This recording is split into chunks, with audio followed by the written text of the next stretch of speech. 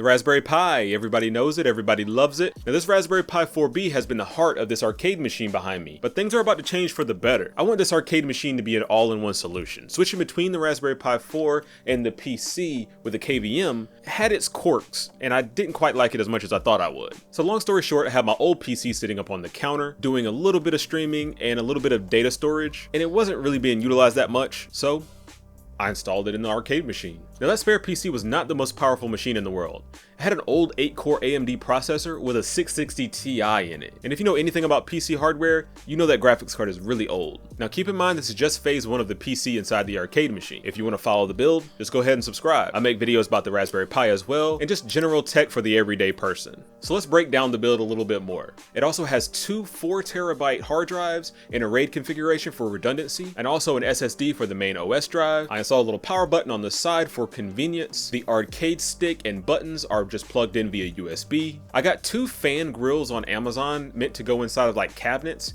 I installed one on the front where the gap is for airflow going in, and I have another one installed in the back for airflow going out of the top. Now I'm not super concerned with getting the temps super low right now. I just wanted some basic cold airflow going in from the bottom while taking that hot air and pushing it out of the top. Now I didn't just screw everything to the base of the arcade machine. I'm just using this gooey double-sided tape to kind of keep everything from just sliding. It works out pretty good. Alright, so now let's get to the software. I know my regular viewers are going to be disappointed with me because I'm not using Linux.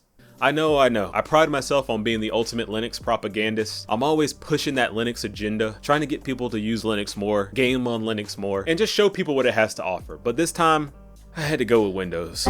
Okay, but hear me out. If I was just doing retro games and emulation, I would have definitely went with Linux.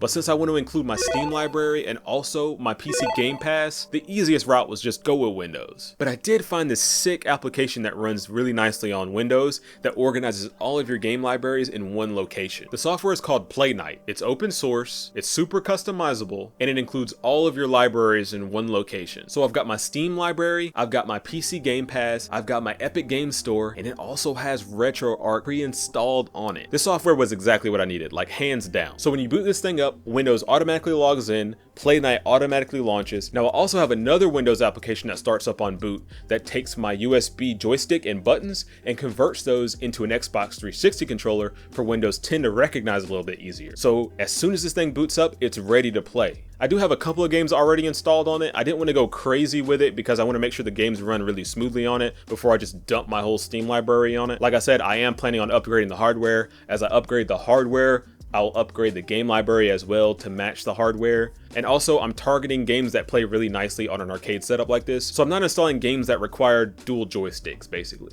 But I'm going to play all types of games on this thing. I have a couple of fighting games installed. I'll have a couple of platformers, a couple of Metroidvanias.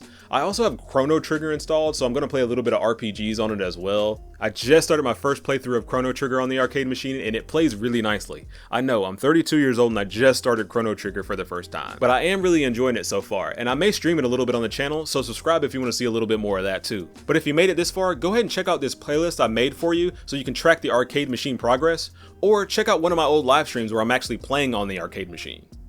Peace.